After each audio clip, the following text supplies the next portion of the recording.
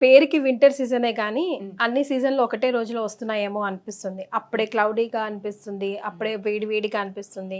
Cloudy ఉన్నా కూడా skin అంతా డ్రైగా, హైడ్రేటేషన్ లేనట్టుగా అనిపిస్తుంది. హ్మ్. సో, మాకొక మ్యాజిక్ కావాలంటే ఏం చెప్తారు? సో, వింటర్ అనేసరికి చాలా మంది వాటర్‌ని అవాయిడ్ చేస్తున్నారు. ఏంటంటే మన బాడీ లోపల ఆర్గన్స్‌కి వాటర్ అనేది ఎప్పటికప్పుడు అందిస్తూనే ఉండాలి. అట్‌లీస్ట్ 1 అవర్‌కి 1 గ్లాస్ ఆఫ్ వాటర్. అలా అని కాన్షియస్‌గా every day minimum 4-5 litres water తాగుతున్న వారు కూడా ఉన్నారు. అయినా కూడా స్కిన్ డీహైడ్రేట్ అవుతూనే ఉంది. అంటే మనకి వాటర్ అనేది బాడీలోకి వెళ్ళినప్పుడు కంప్లీట్‌గా మన ఆర్గన్స్ అన్నీ యూజ్ చేసిన తర్వాతనే మన స్కిన్‌కి ఫైనల్‌గా ఇవ్వటం జరుగుతుంది.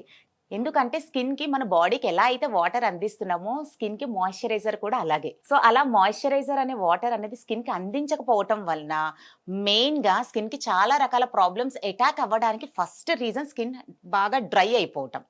ఎప్పుడైతే చర్మం అనేది మొత్తంగా డ్రై అయిపోతూ ఉంటుందో మనకి తెలియకుండా ఇచ్చింగ్ లాగా రావటం అనేది మనం స్టార్ట్ అవుతూ ఉంటుంది. రింకిల్స్ పడిపోతూ ఉంటాయి. మనకి కొలాజిన్ అనే ఒక ఎలాస్టిన్ లేయర్ ఏదైతే ఉంటుందో దాని మెష్ అనేది బ్రేక్‌ఔట్ అవుతూ ఉంటుంది.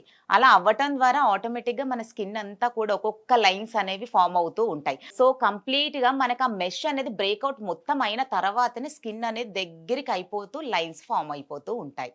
సో, ఆ మెష్‌ని ఎప్పుడు కూడా హెల్తీగా ఉండాలి. సో, అలా హెల్తీగా చేసేదే పర్ల్ బ్యూటీ మాయిశ్చరైజర్. సో, ఇందులో ఉండేటువంటి హైల్యూరోనిక్ యాసిడ్ మాయిశ్చరైజర్ అనేది స్కిన్‌కి కంప్లీట్ మాయిశ్చరైజింగ్ ఇస్తూ ఉంటుంది. హైడ్రేట్‌గా చూస్తూ ఉంటుంది.